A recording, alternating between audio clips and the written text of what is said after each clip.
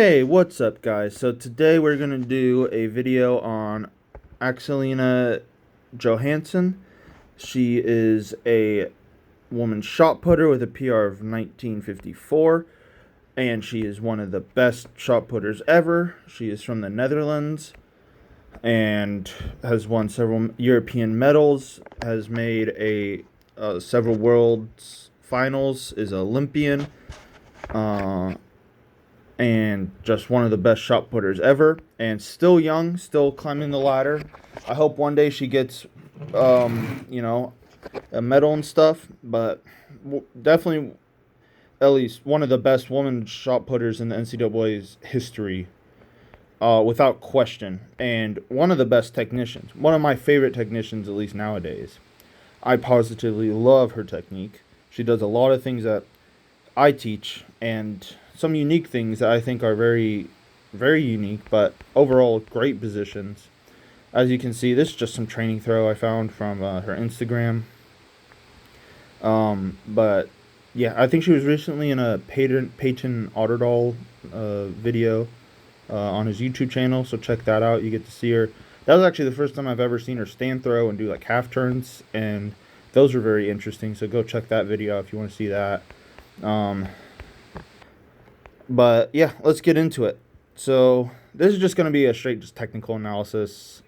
This isn't like an underrated throwers, because I don't think she's that underrated. But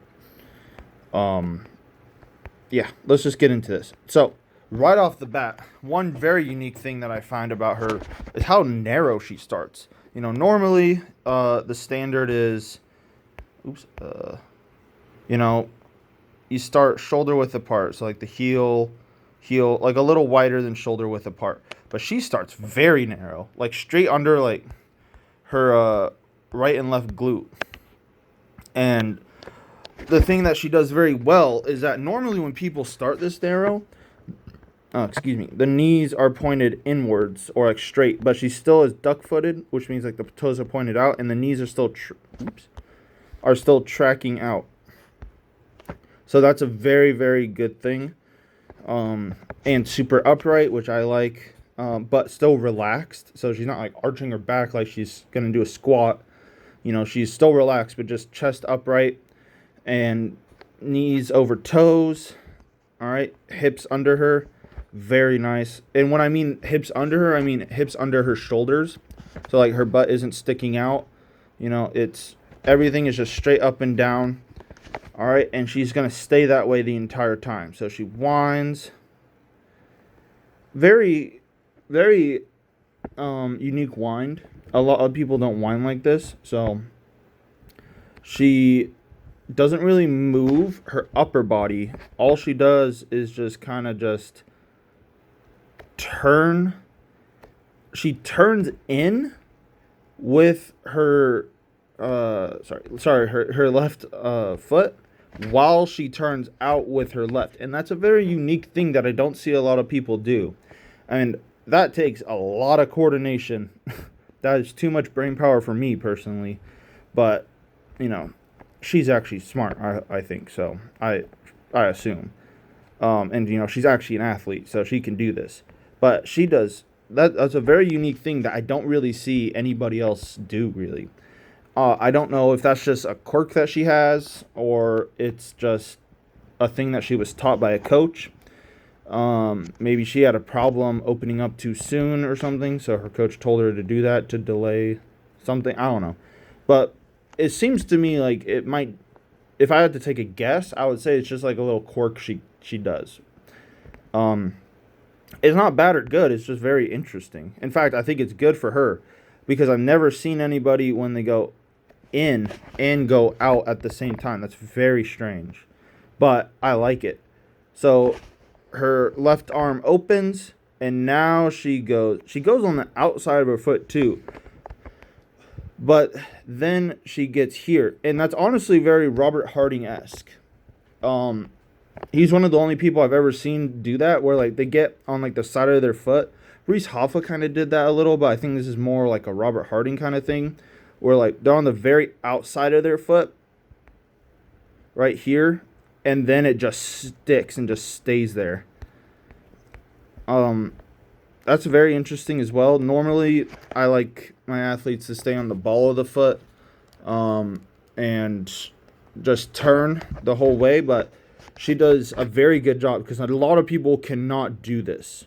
All right. And what I like about this is that this allows her to get a tremendous amount of weight on her left. She does a really good job. So if anybody wants to see a visual of shifting over the left out the back, she's one of the most clear examples of shifting her weight. All right. So let me just play this. You see how she just shifts her weight? Let me play this half speed. You see how that big, tremendous shift right there over her left side? And that's really nice. So right here, shifts over the left, right foot still grounded. Would like that heel on the ground, but that's a nitpicky thing. Turns on the outside of the foot. Once the foot reaches 90, now she picks up, goes out and around with that sweep leg. That left foot is pointed to the direction that she wants to go, and it's just going to stay there. Allows her sweep to go around, and just does a fantastic job of sweeping around and down. I think she reached just a little bit. I would like her to be, me personally, I would like her to be a little more in the middle. She has a very small power position, but then again, she starts very small, with a small base here.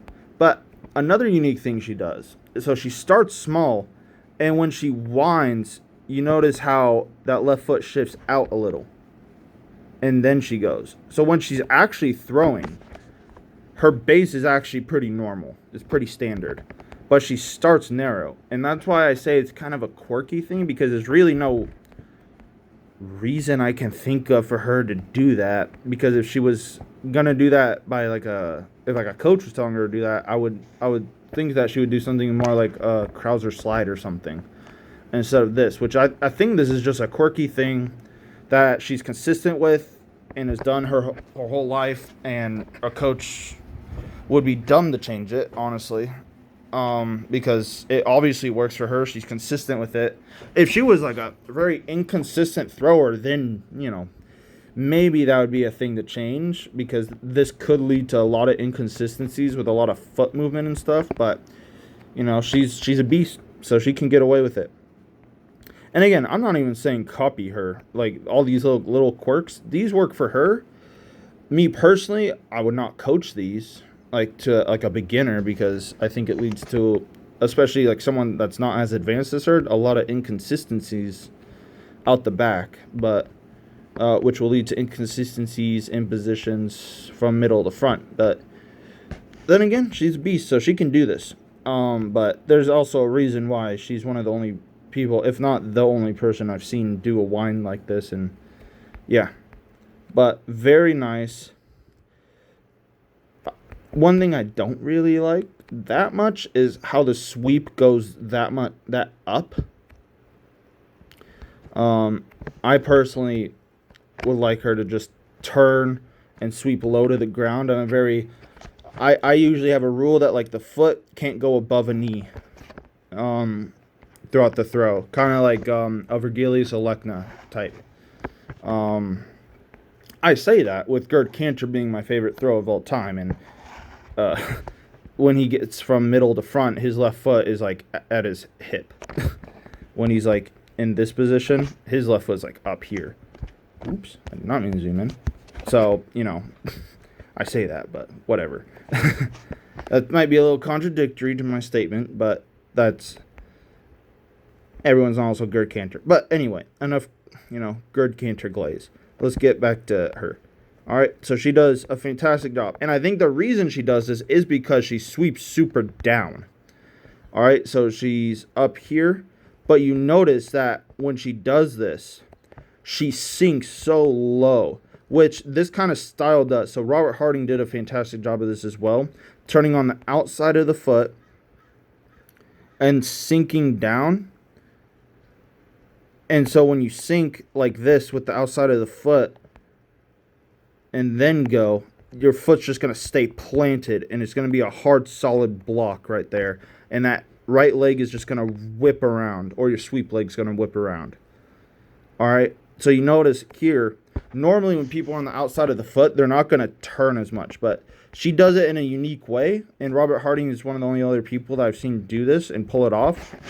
I don't know if it's like a thing that they're taught or a natural thing that they do that, once again, like they just throw far from it. So who cares? Or maybe it's just their hip structure or something. I've actually always wanted to know that. But, yeah, it's a very unique thing. Again, for beginners and all that out there, I would not try and copy it. I wouldn't try and copy anything unless you know the reason of why they're doing the things that they're doing in the throw. That's a general rule I have. Don't just randomly copy people that you like thinking just because you think it looks cool.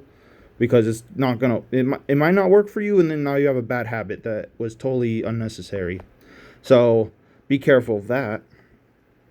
But let's finally get out of the back of the ring. All right, so she's here, does a fantastic job. Level shoulders here. Hips facing the ring. So this is another thing. I see a lot of people try and sprint too early. So like their right foot and their sweep leg is still like here, and they're trying to like sprint off the ground. And that causes your hips, when you hit the middle, to be behind you. So she does a fantastic job of letting the sweep leg clear and go around your left side. So I like to think of the back of the ring like the front of the ring. So, the front of the ring, you land here, and your right side works around your left, and your left side is super solid. This is what you want to think of when you go here, out the back to the middle. So you're here, the left side stops, so you do another block, basically. So you're blocking your left side, and your right side just turns around it. All right? And it's a very nice job. And then she holds the chest there. All her direction is linear. I would like her to kind of pull that foot in just a little bit, and that right foot to be pointed more towards 90 than like there. But that's very nitpicky. I just think she landed a little too early, but this is also a random training throw I found. I don't even know if this is an off-season throw or whatever, but yeah, just very nice here. And she does a fantastic job. This right here is a textbook position right here. All right. Long left arm, feet low to the ground, knees separated. Really love that. Stacked over, so her shot put is over her toe. Very nice there. Keeps the heel up, and she's going to keep that heel up. She does a fantastic job of that. And then just sits and turns around. Catches right there. Pretty narrow base, but, whatever. Catches a super long, nice left arm. Shot put. Good God. Let me get a better line. There we go. Shot put over the heel. Looking a little back. All right. And then she's just going to turn and just flatten that left foot for a solid block. The left arm clears the right side. Good God, that was fast. Hold on. So this is what I always talk about with, like, there's going to be, like, a little delay. So let me play this in just regular motion. You're going to see, like, it's almost like a little pause. But it's not a pause. I like to think of it more as, like, a delay in the front, where her left foot actually, she waits for her left foot to actually have weight on it, instead of just, like, a tap and then try and throw from here. I see a lot of people do like what I call like a tap and go, where like the left foot, they feel it touch the ground and then they just try and throw, and they just end up jumping and flying that way usually. But she does a fantastic job of delaying that and letting the left foot settle just a little bit. So you see just this little bit right there. But you see right there, that little bit, her left heel goes to the ground, and as that happens, her right knee goes up and around. And it's very, very subtle. But it makes a tremendous difference in your throw. All right? It allows those hips to get engaged more. It allows you to be more patient, stay on your right side longer. which leads to further throws. And she does a fantastic job of that. So she's there, lets that left foot settle, and now she turns. Left arm is perfectly clear. Good. And look how long she stays grounded. A bent right knee.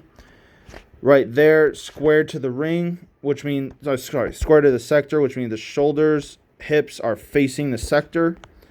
And she just sits on that and just turns and pushes it. And look, so her left foot is there. Right foot replaces it. Just a nice, solid, all-around throw. Very nitpicky things, like little quirks that she does, but overall, fantastic, especially from here to here, and her finish mechanics are some of the best in the game right now. This block in particular is fantastic.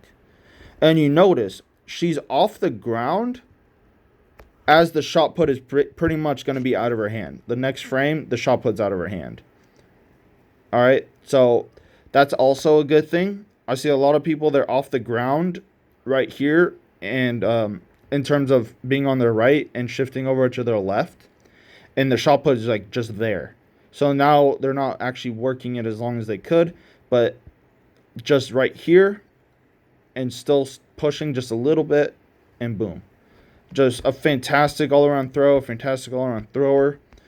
And yeah, just overall, just I can't say enough good things. There's a reason I'm doing a video. Just if you want to just see in motion the basics of how to throw, she does a fantastic job. All right, so hope you guys like this video. Thanks for watching. Hope you guys learned something, and see you all later. Bye.